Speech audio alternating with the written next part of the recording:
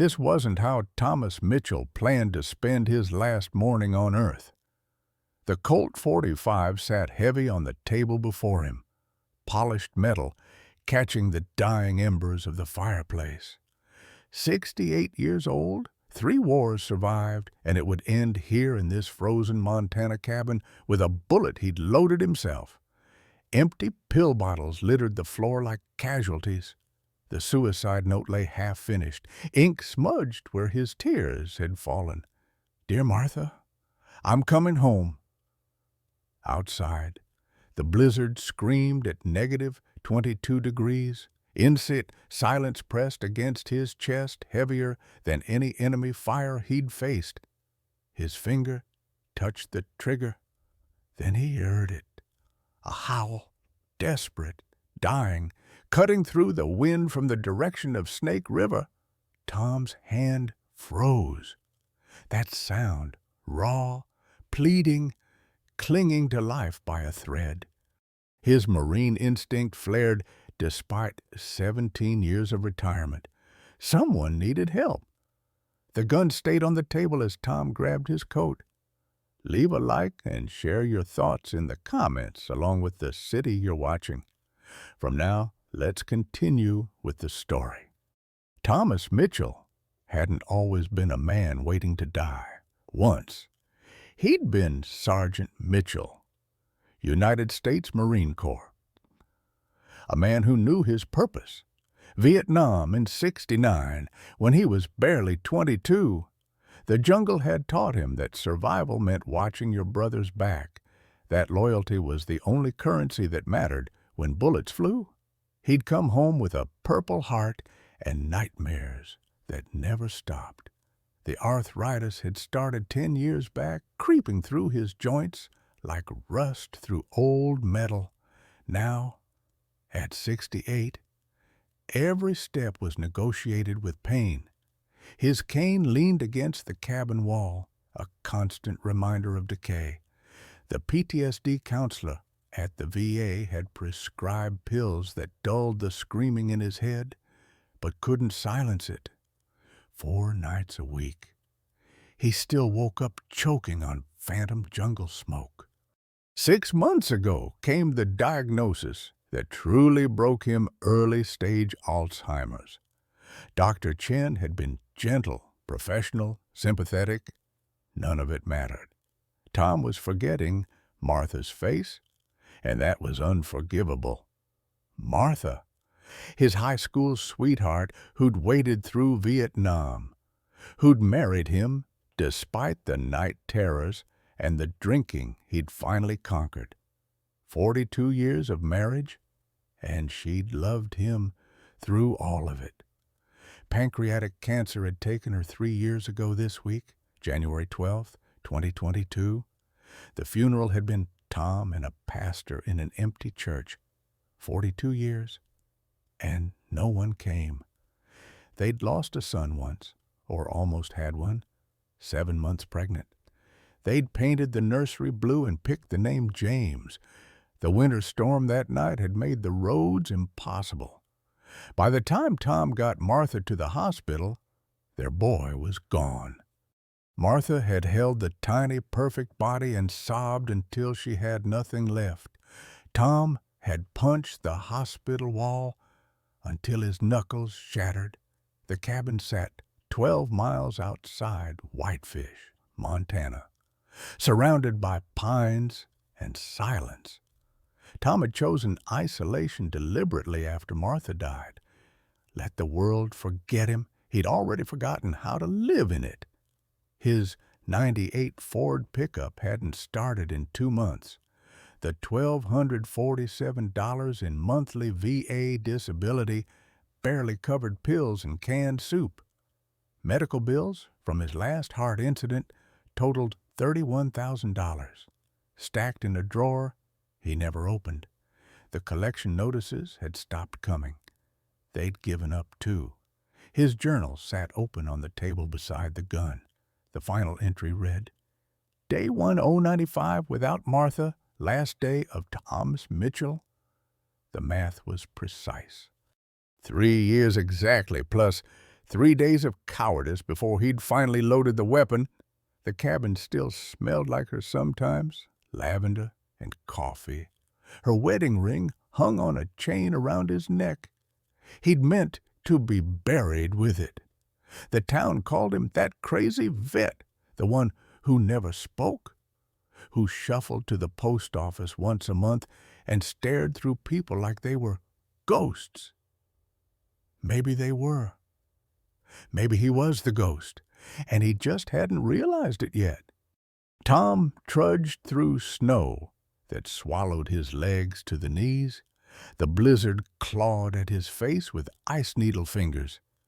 He'd left his cane behind in his rush, and every step sent lightning through his arthritic joints. The temperature gauge on the cabin porch had read -22. Frostbite weather, deadly weather. The howling grew louder as he pushed toward Snake River. Not the wind. Something alive. Something suffering. His flashlight beam cut through the white chaos. The riverbank appeared, and Tom's breath caught.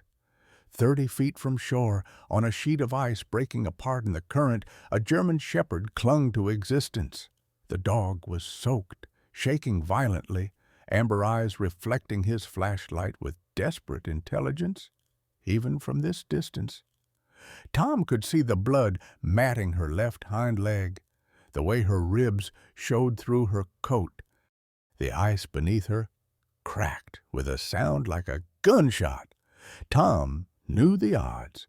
68 years old, bad knees, worse heart, freezing water that would stop his heart in minutes. This was suicide with extra steps. But that dog's eyes held something he recognized, the same look he'd seen in the mirror for 3 years. "Please, don't let me die alone." "I was ready to die anyway," Tom muttered. "Might as well die for something." He returned to the cabin, grabbed rope and a wooden plank from the shed, wrapped Martha's old wool blanket around his shoulders. His hands shook as he tied the rope around his waist, secured it to the thickest pine trunk near the water's edge. The ice groaned under his weight. Tom laid the plank ahead of him, distributing his body weight, inching forward the way he'd crossed rice paddies in Nam, expecting mines with every movement. His joints screamed. The cold bit through every layer. 20 feet. The dog watched him coming. Too weak to do more than whimper. 15 feet. The ice spider-webbed beneath him. 10 feet. Tom could see her clearly now. Female, maybe 2 or 3 years old, black entire coat, intelligent face. The gash on her leg was infected. Recent. She had scars across her back, old wounds that spoke of systematic cruelty. "I got you, girl," Tom called. "Just hold on." He looped the rope around her chest, under her front legs. She didn't resist, didn't have the strength. Then the ice gave way. The water hit Tom like a fist of frozen iron. His lungs seized. His heart stuttered. Cold so absolute, it burned. He couldn't breathe, couldn't think. 34-degree water sucking the life from his body. His combat training took over. Push the dog toward shore. Use the rope. Move. Tom's numb fingers found the rope. Pulled. The dog was dead weight, waterlogged. His muscles had no strength left. The current pulled at them both. No, not like this, not after everything. Tom roared against the cold, against the weakness, against 3 years of wanting to die. He pulled, hand over hand. The rope held, the tree held. His knees hit solid ground. He crawled, dragging the dog with him, collapsing in the snow 10 feet from the water. Both of them shook so violently they could barely move. Tom wrapped the dog in Martha's blanket, pulled her against his chest. She was ice cold, barely breathing. "We're going to make it," he told himself. "Both of us." You hear me? Both of us. He forced his body upright. 60 pounds of unconscious dog felt like 600. Tom fell twice in the snow. Got up twice. The cabin lights glowed ahead like salvation. Inside, he built the fire to roaring, stripped the dog's wet fur with every towel he owned, wrapped her in blankets by the hearth. He collapsed beside her, hand on her ribs, feeling her heartbeat. Alive. They were both still alive. The gun on the table sat forgotten.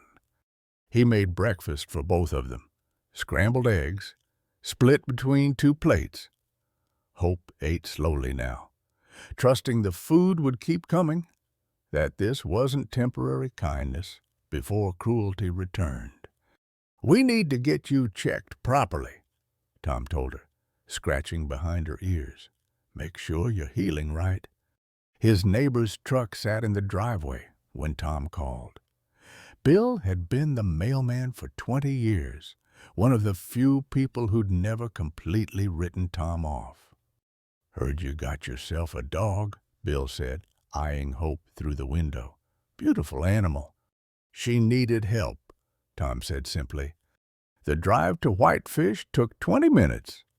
Hope sat in the passenger seat, watching Montana landscape roll past with alert intelligence. Every movement purposeful, controlled. This wasn't just a smart dog. This was a trained dog. Dr. Sarah Bennett's clinic smelled like antiseptic and dog treats. Hope walked beside Tom without pulling, adjusted her pace to his limping gait perfectly. Mr. Mitchell? Dr. Bennett greeted him warmly. She was in her 50s, kind-eyed, with auburn hair streaked with gray. She didn't bother hiding. And who's this beautiful girl? Hope, Tom said. Found her in the river a week ago, half frozen, beat up pretty bad. Dr. Bennett's professional smile faded as she examined Hope. Her hands were gentle, but her expression grew increasingly grim. Multiple healed fractures in the ribs, she said quietly. Her tail was broken and reset incorrectly. These scars on her back, they're consistent with repeated beatings. And this tooth, see how it's chipped? That's from a forced muzzle, probably metal, worn too tight for too long. Tom's hands clenched into fist. Who does this? Someone who sees animals as property, not living beings. Dr. Bennett continued her examination.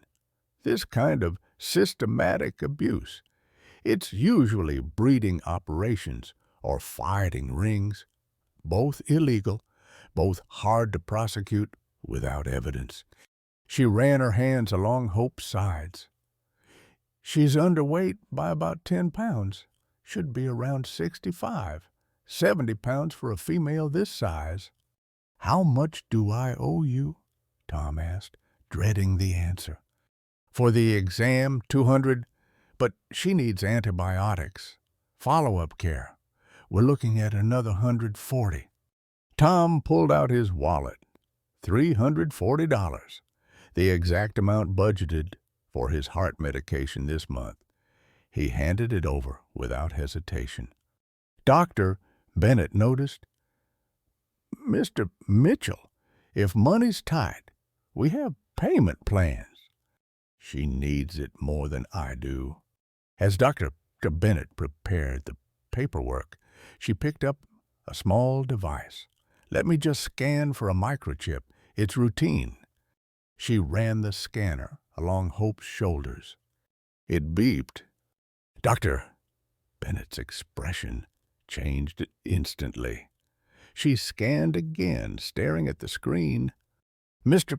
Mitchell, this dog has a military microchip. Tom's world tilted. What? She turned the scanner so he could see. The screen displayed text in green letters. K-9 Sergeant Hope. U.S. military, working dog. Registered 2000, handler, CPL James A. Bradley, USMC. Status missing in action, 2008. The clinic walls closed in. Tom couldn't breathe. James, Corporal James Bradley, his best friend, his brother in everything but blood. The young K-9 handler who talked endlessly about his German shepherd, about hope, who could smell explosives from 100 yards away. James, who'd pushed Tom out of the way of an IED blast in Afghanistan. James, who died in Tom's arms on March 17th, 2008. Take care of hope for me, Tommy. Those were James's last words. Tom had been holding his hand when the light left his eyes. 24 years old, bleeding out in the sand, thinking about his dog. And Tom had forgotten the PTSD, the grief, Martha's illness. It had all buried the promise. He'd forgotten James' dying wish. Tom collapsed into the chair, his breath coming in ragged gasps. Hope immediately pressed against his legs, whining softly. "I knew him," Tom whispered. "James Bradley. He died in my arms 17 years ago. I promised him I'd find his dog. I promised, and then I forgot. I forgot everything. The first week, Hope wouldn't eat." Tom sat on the floor beside her, holding bits of chicken in his palm, speaking in the soft tones he'd once used with Martha during her worst chemo days. "Come on, girl, just a little. You need your strength." Hope stared at the wall, trembling. Her wounds were healing, the infection responding to the antibiotics Tom had sacrificed from his own prescription. But the damage inside went deeper than any gash. She flinched when he raised his hand, urinated when he approached too quickly. The signs were unmistakable to anyone who'd seen trauma. This dog had known systematic cruelty. On the third day, Hope finally drank water from Tom's cupped hands. On the fourth, she ate 3 pieces of chicken. On the fifth, she allowed him to pet her head, and she leaned into his touch like it was the first kindness she'd known in years. By day 7, Hope slept beside Tom's bed, on Martha's old bathrobe that still carried the faint scent of lavender. Tom found himself cooking real meals for the first time in 3 years. Scrambled eggs for breakfast, shared with Hope, chicken soup for dinner, her bowl beside his chair. The cabin felt less like a tomb and more like a home. Hope was smart, unnaturally smart. She learned to open doors with her paws, pushing down handles with deliberate precision. She brought Tom his medication bottles at 8 in the morning and 8 at night, exactly on schedule, though he'd never trained her. When his breathing grew rapid during a PTSD episode, she'd press against his legs until the panic subsided. "You're special, aren't you?" Tom asked one night, scratching behind her ears. "Someone trained you well before they broke you." The mailman noticed the change first. "Morning, Mr. Mitchell," he called one February morning. Tom, walking Hope down the driveway, actually responded, "Morning, Bill." Bill nearly dropped his bag. The crazy vet who never spoke had just said good morning. Neighbors began remarking on the lights in Tom's cabin at night, the smoke from his chimney, the old man they'd written off as a hermit, suddenly walking daily with a beautiful German shepherd. Tom started writing in his journal again, not suicide notes, but observations. Day 8 with Hope. Didn't have nightmares last night. She woke me twice when my breathing got bad. How did she know?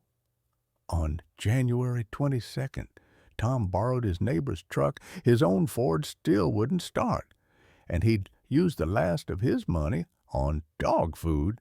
But Hope needed a vet, needed proper examination, needed things Tom's field medicine couldn't provide. The drive to Whitefish Animal Clinic took 20 minutes. Hope sat in the passenger seat, watching the landscape with alert eyes. Dr. Sarah Bennett was a woman in her mid-50s, with kind eyes and gentle hands. She examined Hope thoroughly while Tom stood by, his anxiety obvious. "She's been through hell," Dr. Bennett said quietly. "Multiple healed fractures in her ribs. Her tail was broken and reset incorrectly. These scars on her back, they're consistent with repeated beatings. And her teeth. See here. This canine was broken, probably from a forced muzzle." Tom's jaw clenched. Who could do this? Someone who saw her as property, not a living being. Duh. Bennett's expression hardened. This kind of systematic abuse, it's usually breeding operations or fighting rings. Both illegal, both hard to prove. She ran her hands along Hope's sides. "She's underweight by about 10 pounds. Should be around 65, 70 pounds for a female this size. But she's strong. She's a fighter." "How much do I owe you?" Tom asked, dreading the answer. "For the exam, 200. But the antibiotics, the follow-up care she needs, we're looking at another 140. Tom pulled out his wallet. $340. The exact amount he'd budgeted for his heart medication this month. He handed it over without hesitation. Bennett noticed. "Mr. Mitchell, if money's tight, we have payment plans." "She needs it more than I do." As Dr. Bennett prepared the paperwork, she pulled out a small device. "Let me just scan for a microchip. It's routine." She ran the scanner along Hope's shoulders. It beeped. Bennett's expression changed. She scanned again, then stared at the screen. "Mr. Mitchell, this dog has a military microchip." Tom's world tilted. "What?" Dr. Bennett turned the scanner so he could see. The screen read, "K9 Sergeant Hope, U.S. military working dog, registered, 2000 handler, Seapill James A. Bradley, USMC, status missing in action, 2008. The clinic walls seemed to close in. Tom couldn't breathe. His vision tunneled. James, Corporal James Bradley Pitt, his best friend, his brother in arms, the young K9 handler who talked endlessly about his dog, a German shepherd named Hope, who could smell explosives from 100 yards away. James, who'd pushed Tom out of the way of an IED blast in Afghanistan. James, who died in Tom's arms on March 17th, 2008. "Take care of Hope for me, Tommy." Those were James's last words. Tom had been holding his hand when the light left his eyes. 24 years old, bleeding out in the sand, thinking about his dog. And Tom had forgotten. The PTSD, the grief, Martha's illness. It had all buried the promise. He'd forgotten. "Mr. Mitchell." "Doctor." Bennett's voice sounded distant. "Are you all right?"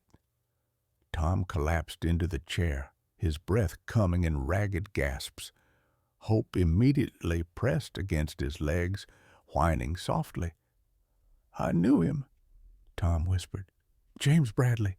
He died in my arms 17 years ago. I promised him I'd find his dog. I promised, and then I forgot. I forgot everything."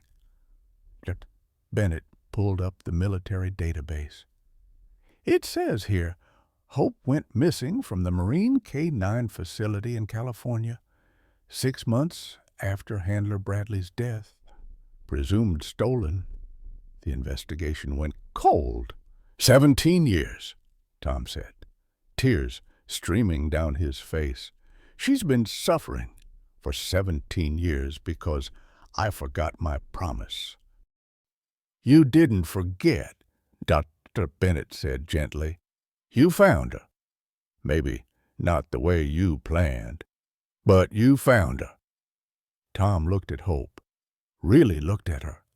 The intelligence in those amber eyes, the military precision in her movements, the way she'd known to bring him medication, to alert when his breathing changed.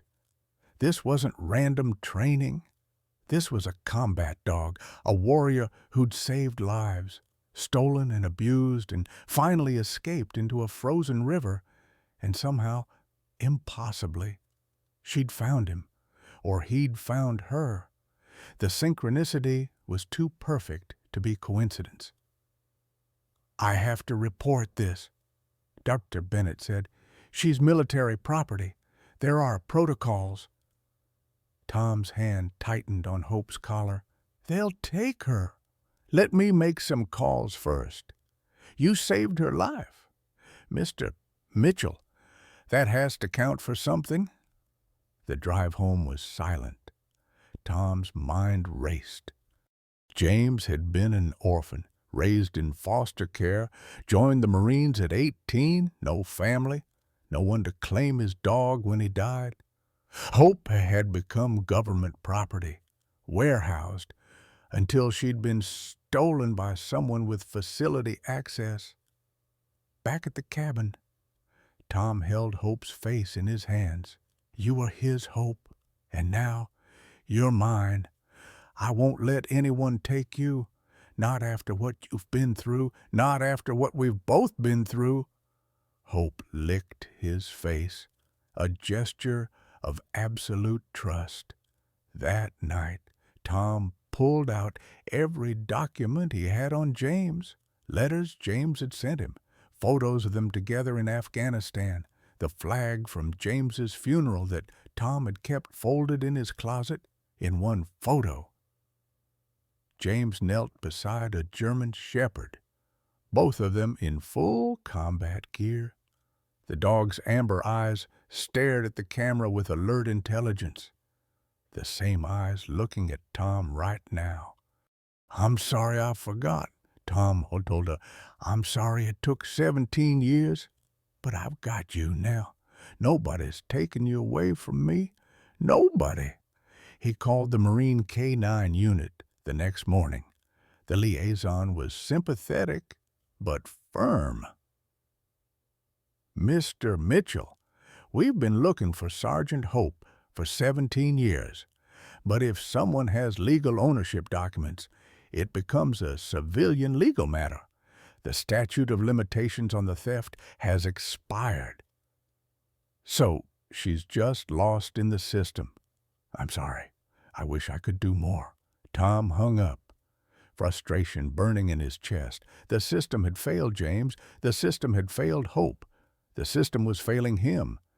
His journal entry that night, day 15 with Hope, found out she's James's dog, the one he died trying to protect. I don't believe in God much anymore, but this feels like something bigger than coincidence. Martha told me my angel was coming. Maybe she knew. Maybe she somehow knew. February wore on. Tom and Hope fell into a rhythm, morning walks, despite his pain, afternoon training sessions where Hope showed him the command she remembered, evening by the fire, where Tom read aloud from Martha's favorite books, and Hope listened like she understood every word. Tom felt alive again. The cabin was warm. His heart was beating with purpose. The Alzheimer's symptoms seemed less severe, as if having something to care for was slowing the deterioration. The veterans at the VA noticed. Tom started attending the weekly coffee group for the first time in 2 years. He brought Hope, and the other vets gravitated to her immediately. "That's a fine dog," said Bill Patterson, a Vietnam vet pushing 70. "Reminds me of the guard dogs we had at base." "She's special," Tom said simply. Word spread through the small veteran community. The crazy hermit had a dog now. The crazy hermit was talking again. The crazy hermit was living again. Then, on February 3rd, everything changed. A knock on the cabin door. Tom answered to find a man in an expensive jacket, polished boots, and a smile that didn't reach his eyes. "Mr. Mitchell, name's Marcus Caldwell. I'm looking for my dog." The blizzard hit on February 28th, the night before the court hearing. Weather reports called it the worst storm in 30 years. 3 inches of snow per hour. Wind gusts at 50 miles per hour. Temperature plunging to -18. Tom stood at his cabin window, watching the white chaos consume the world. Hope pressed against his leg, tense, alert. She'd been restless all day, pacing the cabin, staring at the back door. "What is it, girl?" Tom asked, scratching behind her ears. The power cut at 11:47. The cabin plunged into darkness. Tom fumbled for his flashlight, clicked it on. The backup generator should have kicked in automatically. It didn't.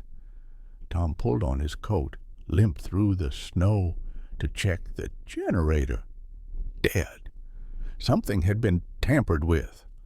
Fresh tool marks on the fuel line, deliberately cut. His blood ran cold. Back inside, he grabbed his phone. No signal. The storm had knocked out the cell tower. Hope growled, low and threatening, focused on the back door. Then came the sound of splintering wood. The door crashed inward.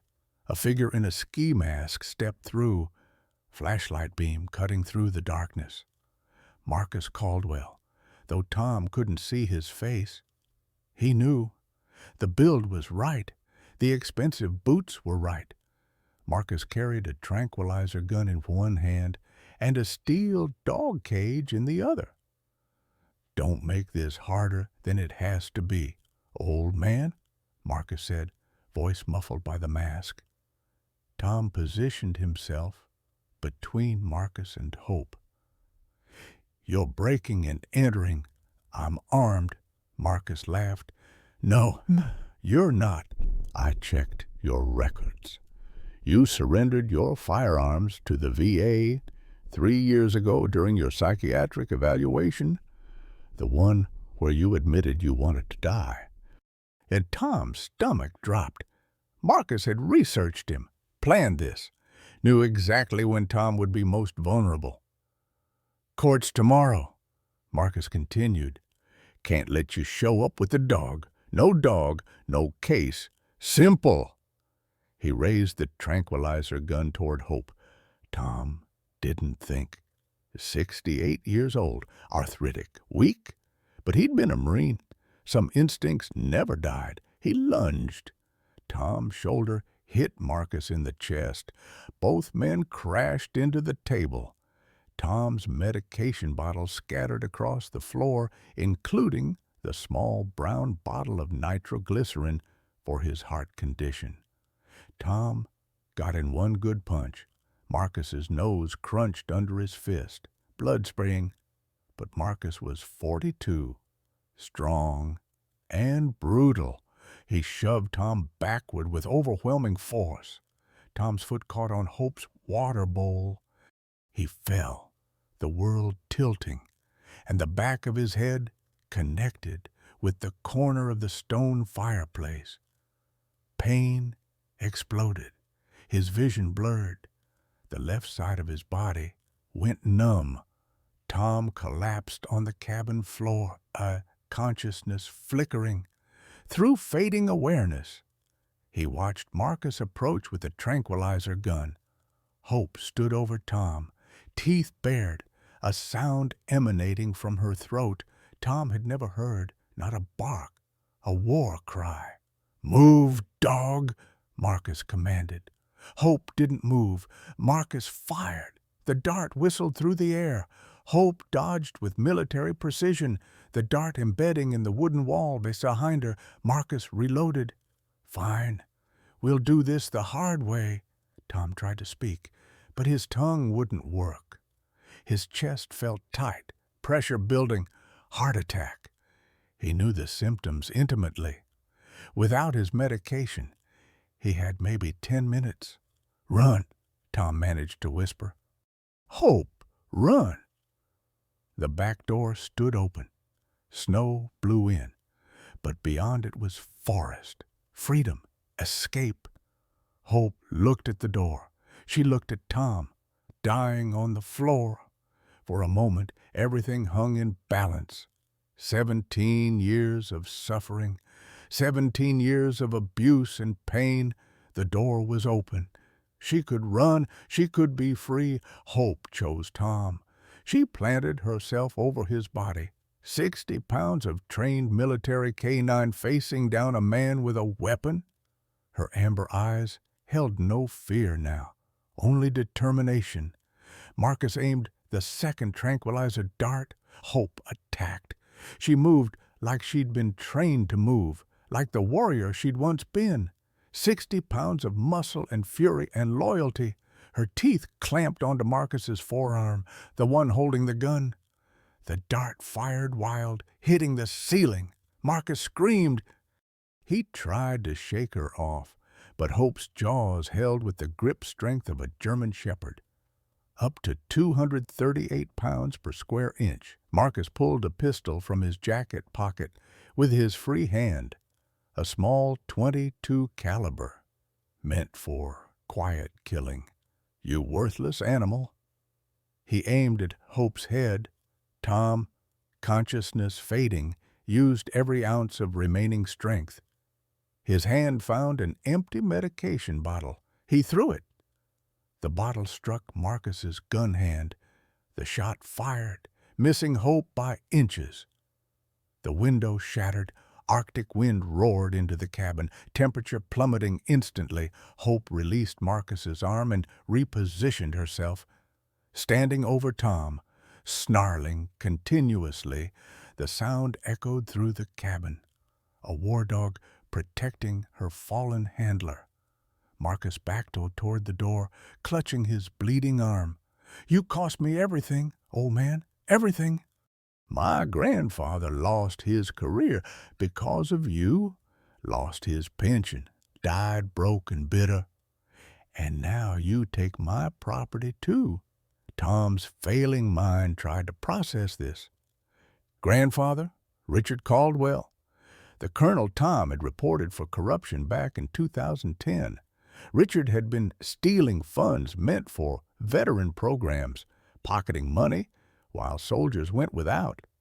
Tom had done his duty, reported it, and Richard had been dishonorably discharged. This was revenge. Tom gasped. 17 years of planning? Marcus spat. Grandfather stole that dog from the Marine facility in '08, kept her, broke her, and when he died, he left her to me. He told me about you, about the promise you made to that dead handler, about how you'd forgotten. Finding you was easy. Watching you suffer was supposed to be satisfying. He aimed the pistol again. "But you just won't die. Will you find? I'll kill the dog first, make you watch, then I'll let you die slow." Hope's barking intensified. Not random barking, military alert pattern, distress signal, rhythmic, purposeful, designed to carry through wind and snow. But there was no one to hear. The nearest neighbor was 2 miles away. The storm was too loud. Marcus steadied his aim. Then came the sound of an engine. Headlights pierced the snowfall. Marcus hesitated, confused. Who would be out in this Sheriff Roy Davidson's 4-wheel drive truck crashed through a snowbank and stopped 50 feet from the cabin. The sheriff emerged, weapon drawn. "Drop it! Caldwell!" Marcus ran, into the blizzard, into the forest, disappearing into white chaos. The sheriff rushed inside, holstered his weapon, and knelt beside Tom. "Jesus, Tom, hold on." "Hope," Tom whispered. "Protect Hope. She's fine. You're not." "I'm calling an ambulance." "Roads are impassable," Tom said, each word harder than the last. "Can't get here." The sheriff made the call anyway. The dispatcher confirmed no ambulances could reach them. The helicopter medevac was grounded. The storm was too severe. "Then I'm driving him," Roy said. "Right now." He tried to lift Tom. Hope blocked him, growling. "It's okay, girl," Tom breathed. "He's helping." Hope backed off, but wouldn't leave Tom's side. When Roy carried Tom to the truck, Hope jumped in beside him, refusing to be separated. The drive to the hospital should have taken 30 minutes. In whiteout conditions, with roads buried, it took 90. Roy drove like a man possessed. Tom slipping in and out of consciousness in the passenger seat, Hope draped across his lap, licking his face, keeping him present. "Stay with me, Marine," Roy commanded. "That's an order." His hand found Hope's head, her warmth, her presence, the steady beat of her heart against his chest. "Good girl," he whispered. "You stayed. Nobody ever stayed." At 6:23 in the morning, Roy's truck skidded into the emergency room bay. Doctors rushed out, placed Tom on a gurney. Hope tried to follow, was stopped at the door. Hospital policy, no dogs allowed. Hope sat at the entrance, snow collecting on her fur. Amber eyes locked on the door. Tom had disappeared through. She wouldn't move. Not for food, not for water, not for anything. For 8 hours. Hope held vigil while inside. Doctors fought to save the man who'd saved her. Tom woke to the steady beep of monitors and the antiseptic smell of hospitals. His head throbbed. His chest ached. Tubes ran from his arms. Oxygen in his nose, the fluorescent lights too bright. A nurse appeared at his bedside. "Mr. Mitchell, you're awake. That's good. Try not to move too much." "Hope," he croaked. "The dog. Where is she?" "The German shepherd. She's outside the ER entrance. Won't leave. We can't allow her inside. Hospital policy." Tom tried to sit up. Pain lanced through his skull. "Mr. Mitchell, please. You've had a severe concussion, a moderate heart attack, and hypothermia. You need to rest." The doctor arrived minutes later, clipboard in hand, expression grave. Dr. Samuel Warren, a cardiologist in his 50s. "Mr. Mitchell, I'll be direct. The heart attack caused significant damage. Your ejection fraction is down to 30%. Normal is between 55 and 70. You need intensive cardiac rehabilitation, likely a pacemaker, and medication for the rest of your life." Tom stared at the ceiling. "How long?" "With treatment, proper care, you could have years." "And without Mr. Mitchell, that's not a conversation we should be having." "How long?" Warren sighed. "Months, maybe a year. But why would you choose that?" Tom closed his eyes. The bills were already mounting. Emergency room, ICU, cardiac specialists. He had no insurance beyond basic VA coverage. The debt would consume everything. "There's another matter," Dr. Warren continued, consulting his notes. The neurologist examined you, Sarah Chen. She'd like to speak with you about your Alzheimer's diagnosis." 30 minutes later, Dr. Chen sat beside his bed, her expression professionally sympathetic but honest. "The head trauma has accelerated the progression of your condition. The cognitive decline we might have expected over 2 to 3 years could now happen in 6 to 12 months. Memory loss will increase. You'll have difficulty with daily tasks, eventually require full-time care." Tom felt the walls closing in. "I can't afford full-time care. There are programs, facilities, and the dog. What happens to her when I can't remember my own name?" Chen had no answer for that. The financial counselor came next, a tired-looking woman named Patricia, who'd clearly delivered bad news before. She laid out the numbers with clinical precision. Emergency room visit, $8,400. ICU stay, currently at 3 days and counting, $31,000. Cardiac rehabilitation, medications, follow-up appointments, $1,200 monthly. Alzheimer's medications, $890 monthly. Total current debt, $78,000 and climbing. VA coverage would handle 60% at a civilian hospital. Tom was responsible for the rest, $31,000. He had $347 in his bank account. "Mr. Mitchell, we can set up a payment plan." Tom laughed, a broken sound. "I'm 68 years old with Alzheimer's and a failing heart. I'll be dead before I make the first payment." Patricia left, replaced by Sheriff Roy, still in his uniform, exhaustion etched on his face. "They caught Marcus," Roy said. "Canadian border. He was trying to flee the country." "Good. Tom, there's more. When we got the warrant for his property, we found his kennel operation. 12 dogs in cages, half-starved, injured, dog fighting equipment. Breeding records showing he's been running an illegal operation for 4 years. We found bodies. Tom, 6 dogs buried on his property." Tom's stomach turned. "He kept journals," Roy continued. "Detailed records of everything, including his motivation. He knew who you were, knew about James Bradley, his grandfather.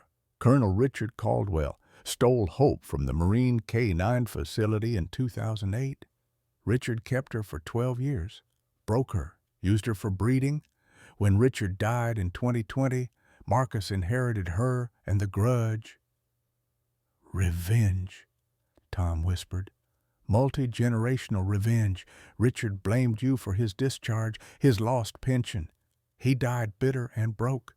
Marcus wanted to make you suffer the same way.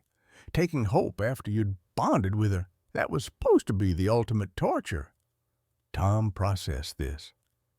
17 years. Hope had suffered 17 years because Tom had done the right thing, reported corruption, upheld his oath. He's being charged with attempted murder, breaking and entering, animal cruelty, running an illegal gambling operations, and about 15 other counts. Roy said, "He's looking at 20 years minimum. And Hope, legally yours. Marcus's claim is void. He acquired her through theft. His own documents prove it. The court case tomorrow is canceled. You won, Tom." Tom looked at the IV in his arm, the monitors tracking his failing heart, the bills stacking up that would take his cabin, his savings, everything. "I won," he repeated hollowly. "Great. Tom, what's wrong? I can't take care of her. Roy, look at me. I'm dying. My brain is dying. I've got $78,000 in medical debt and counting. I'll lose the cabin within 6 months. What happens to Hope then? She deserves better. than watching me deteriorate. She deserves better than another person who can't protect her." The package arrived on March 6th, delivered by a Marine Corps courier to Attorney David Patterson's office. David had been Tom's lawyer through the custody battle, working pro bono for the veteran who couldn't afford proper representation. When he opened the package and read the contents, he immediately drove to the hospital. Tom was sitting up in the bed, staring out the window at snow-covered mountains. Hope had finally been allowed inside after the story went viral online. Hospital administration had buckled under public pressure. She lay on the floor beside his bed, chin resting on her paws, amber eyes watching his every movement. "Tom, you need to see this," David said, slightly out of breath. He handed Tom a legal document. Last will and testament of Corporal James Andrew Bradley, dated March 10th, 2008, 1 week before James died. Tom's hands shook as he read. James had left everything to whoever provides lifelong care for Kay. Sergeant Hope. The assets listed made Tom's breath catch. $50,000 in life insurance, untouched since 2008. With 17 years of compound interest, the total now stood at $87,000. Military back pay, personal savings, death benefits, combined total $100,000 to $3,000. The money had sat in escrow for 17 years, waiting for someone to claim it by proving they'd given Hope a permanent home. Attached was a letter, handwritten, James's familiar scrawl. "Tom, if you're reading this, I'm gone. I knew the odds in this war. Every mission could be the last one. I'm writing this while Hope sleeps at my feet, and I'm thinking about what happens to her if I don't come back. She's not just a dog to me. She's my family, the only family I've ever had. She's saved my life 6 times. She's saved our whole unit. She deserves better than to be warehoused in some kennel or sold off when I'm gone. I named you first choice for a reason, brother. You understand what it means to serve. You understand loyalty. You lost a son. I never told you this, but I used to pretend I was that son. Stupid, I know, but I never had a father, and you always treated me like I mattered. If you're reading this, please give Hope the life she gave me, purpose, loyalty, love. She's not just a dog. She's a warrior who deserves to retire in peace. The money's yours, all of it. Use it for her. Use it for yourself. Use it to live, because God knows we've all seen enough death. Thank you for the brotherhood we shared. Thank you for making me feel like I belong somewhere. Your brother always... James?" Tom couldn't see through his tears. The paper shook in his hands. "He knew," Tom whispered. "Even then, he knew I'd need this." David smiled. "The money's legally yours. The Marine K on unit confirmed that Hope is in permanent placement with you. All the conditions of the will are met. $103,000. Enough to pay every medical bill, enough to keep the cabin, enough to care for Hope for the rest of her life, enough to live with dignity instead of drowning in debt. I don't want his money," Tom said. "I wanted him alive." Hope lifted her head, sensing Tom's distress, and pushed her nose against his hand. "He knew that too," David said quietly. "That's why he trusted you." The story broke nationally that evening. Veteran honors 17-year promise to fallen comrade by rescuing his K-9 partner. The news coverage was relentless.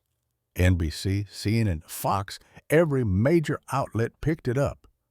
By morning, a GoFundMe page appeared, created by the Vietnam Veterans Group in Whitefish. The goal was $5,000 to help with immediate expenses. It raised $47,000 in 48 hours. Donations poured in from across the country. Veterans, dog lovers, families who'd lost sons in war, strangers who saw something in the story that gave them hope. The messages accompanying the donations made Tom weep. "Thank you for showing us what loyalty means. My son died in Afghanistan. This story reminds me he's not forgotten. I have Pete's D. Getting a service dog next month because of your example. You didn't just save a dog. You saved my faith in humanity." On March 8th, a Marine Corps delegation arrived at the hospital. General Marcus Thompson, head of Marine K-9 operations, stood at attention beside Tom's bed. "Sergeant Hope," the general said formally, "you are hereby honorably discharged after 17 years of service. Having served with distinction and honor, thank you for your sacrifice to this nation." Hope sat at attention, as if she understood every word. Tom saluted, tears streaming down his weathered face. The hospital room was packed. Veterans in uniform, nurses who'd fought to let Hope stay, local news cameras, Sheriff Roy, Bennett, the community that had rallied around an old man and his dog. General Thompson presented Tom with a certificate of appreciation for maintaining the legacy of Marine K-9 operations and honoring the memory of Corporal James Bradley.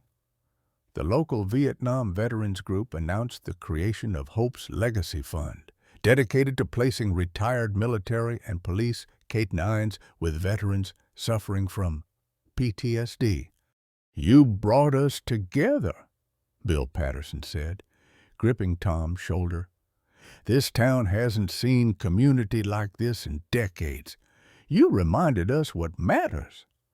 That evening, alone with a Hope, Tom pulled out Martha's old phone.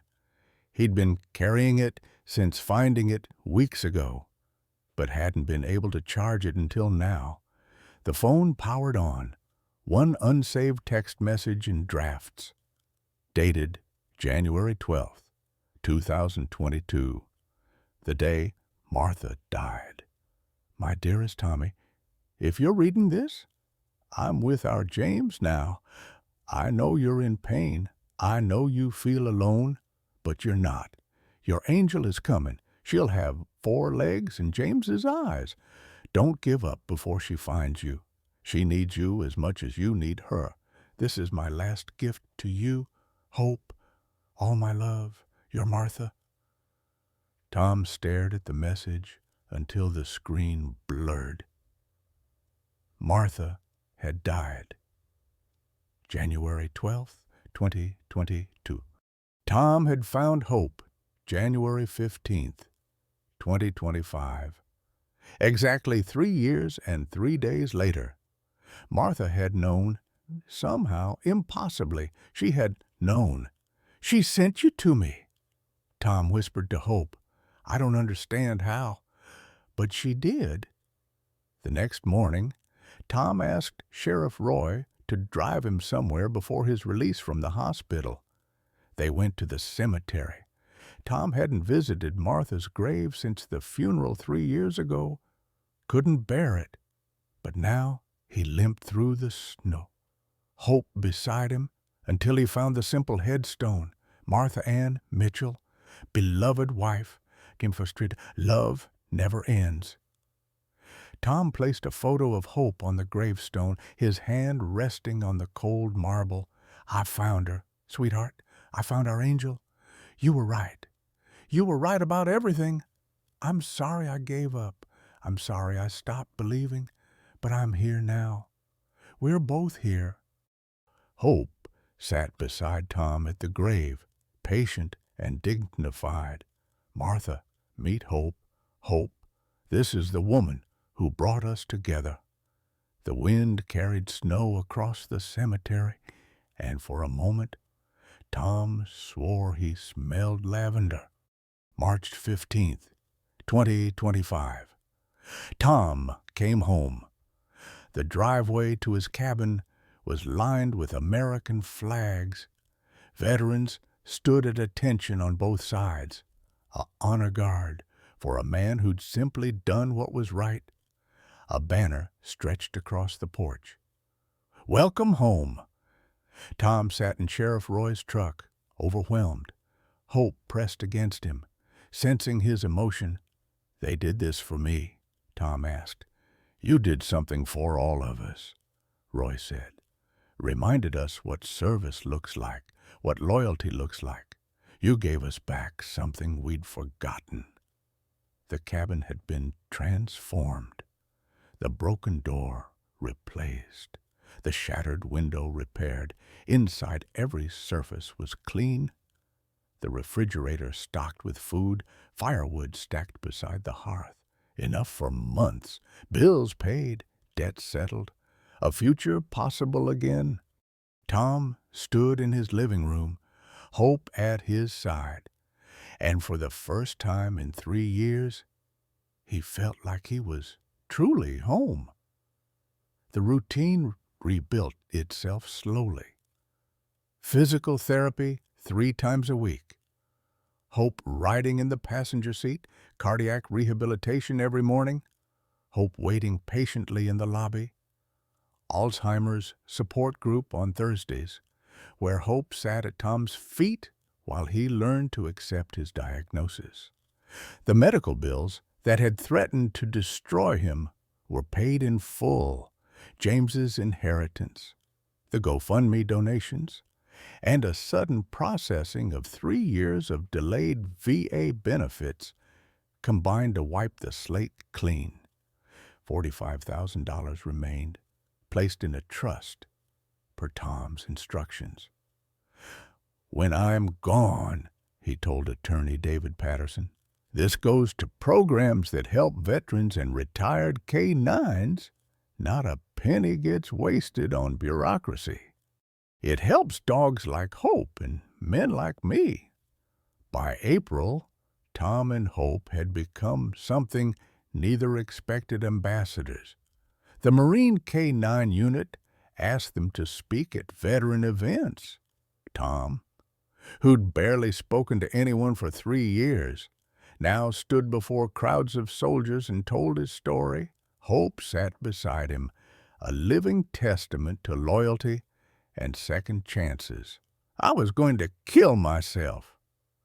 Tom told a room full of veterans at the VA hospital in Missoula, I had the gun loaded, I had the note written, I was done, but I heard something that needed help more than I needed death, and that changed everything. Hope rested her head on his knee. The veterans watched, many crying openly. Dogs don't save you by being perfect. Tom continued, they save you by being present, by giving you something to care about when you've forgotten how to care about yourself. Hope gave me a reason to wake up. She gave me a reason to keep my promise. She gave me a reason to live. By June, Hope's Legacy Fund had placed 23 retired military and police K-9s with veterans. The success stories arrived weekly. A Marine with severe PTSD in Seattle, paired with a retired explosives dog, reported his first full night's sleep in 8 years. An Army vet in Florida, on the edge of suicide, found purpose again with a former patrol dog. Tom read every letter, kept every photo. Each placement felt like honoring James's memory one more time. One veteran drove 6 hours to meet Tom personally. Daniel Rivers, Iraq War, 34 years old, face carved with old pain. I was where you were. Daniel said. Gun on the table, note written. Then I saw your story. Figured if an old Marine could keep fighting, Maybe I could too. Got paired with Rocco last month. I saw German Shepherd, retired bomb dog. He's been with me 28 days now. 28 days I've chosen to live. Tom gripped the young man's hand. Keep choosing, every day. It gets easier. Does it? No, Tom said honestly. But it gets more bearable. And bearable is enough. September brought Marcus Caldwell's trial. Tom attended every day. Hope beside him in the courtroom. Montana law allowed service animals, and Hope had been officially registered as Tom's cardiac alert dog. The evidence was overwhelming. 23 counts of animal cruelty, attempted murder, operating an illegal gambling operation, breaking and entering, weapons charges. The jury deliberated for 90 minutes and guilty on all counts. The judge sentenced Marcus to 22 years in federal prison, no possibility of parole for 15. Before sentencing, Tom did something that shocked everyone. He requested permission to address Marcus directly. The judge allowed it. Tom stood shakily, Hope supporting him. He walked to where Marcus sat in chains, face blank with defeat. I came to tell you I forgive you, Tom said. Marcus stared. I don't want your forgiveness. I'm not giving it for you. I'm giving it for me. Hate is what brought you here. I won't let it keep me prisoner, too. Tom pulled a photo from his pocket. Hope, healthy and happy, playing with her 8 puppies in Tom's backyard. This is what she became when love replaced cruelty. You could have been part of something beautiful. Instead, you chose revenge. I'm sorry for you. I'm sorry your grandfather poisoned you with bitterness. I'm sorry you never learned what loyalty really means. Marcus's mask cracked. For the first time, genuine emotion showed. Regret, perhaps, or just the weight of wasted years. Does she? Marcus's voice broke. Is she happy? She's finally home, Tom said. He walked away and never looked back. Later, Tom learned that Marcus had enrolled in the prison's animal therapy program, working with the rescued dogs, learning to undo some of the damage he'd caused. Maybe redemption was possible even for him. Tom chose to believe it was January 15th, 2026. 1 year since Tom pulled Hope from the frozen river. They returned to that spot together, Snake River, peaceful under winter sun. Tom moved slower now, the arthritis worse, the Alzheimer's claiming more memories. But Hope was there, patient, understanding. 1 year ago, I came here to die, Tom said. You gave me a reason to live. Hope's 8 puppies, now nearly a year old, had all been placed with veterans. Tom had kept one, a male with James's intelligent eyes. Named James Jr., he played at their feet while his mother watched with dignified approval. Tom's health had stabilized. The cardiac medications worked. The Alzheimer's progressed, but slowly. He forgot things now, misplaced words, struggled with names, but he never forgot Hope, never forgot why he was still alive. The cabin had become a gathering place. Veterans visited weekly for coffee and conversation. The crazy hermit who'd hidden from the world now welcomed it in. Hope greeted each visitor, sensing who needed comfort, who needed space, who needed the simple presence of a creature who understood suffering. Tom received a letter from the Marine Corps K-9 unit. They were dedicating a memorial to K-9 handlers killed in action. James Bradley's name would be engraved on the Wall of Honor. Hope would be recognized as a living legacy of the program. Tom was invited to speak at the dedication ceremony. Evening fell over Montana. Tom sat on his porch, Hope beside him, James Jr. at their feet. The mountains glowed purple in the fading light. Tom pulled out Martha's phone, read her final message for the 1,000th time. "You were right, sweetheart," he whispered. "She found me, or I found her. Either way, you knew." Hope rested her head on Tom's lap. Amber eyes half closed in contentment.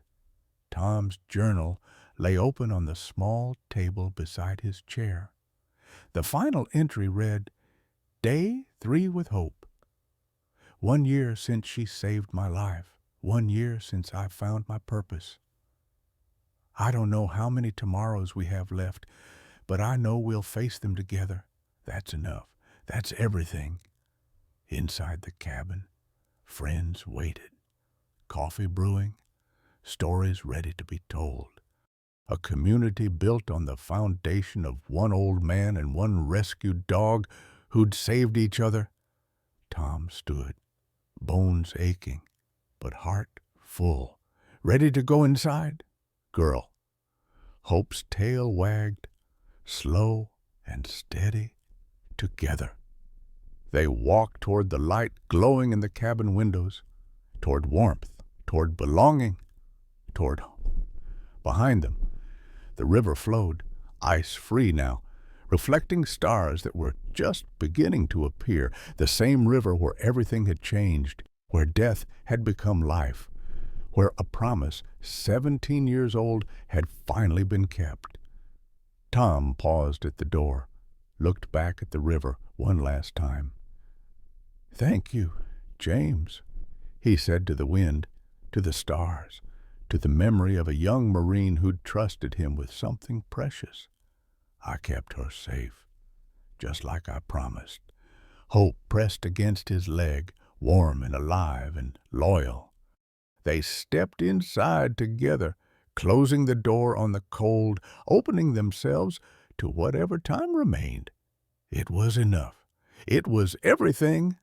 There's a moment in every life when we stand at the edge, wondering if anyone would notice if we disappeared. Tom Mitchell stood there, gun loaded, convinced his story was over. But sometimes our greatest purpose arrives when we've given up looking for it. It comes with 4 paws and eyes that see straight into our broken hearts. This isn't just a story about a man saving a dog. It's about how loyalty transcends death, how promises matter even when we forget them, and how the act of caring for another creature can resurrect our will to live. Tom lost his wife, his health, his hope. He was drowning in medical debt and memory loss, certain he had nothing left to offer the world. Then hope chose him. Not because he was strong or wealthy or whole, but because love recognizes love, even in the darkest places. Maybe you've felt that edge too. Maybe you've wondered if your best days are behind you. Tom's story whispers a truth. We all need to hear it's never too late for purpose to find you. Sometimes salvation has fur and refuses to let you quit.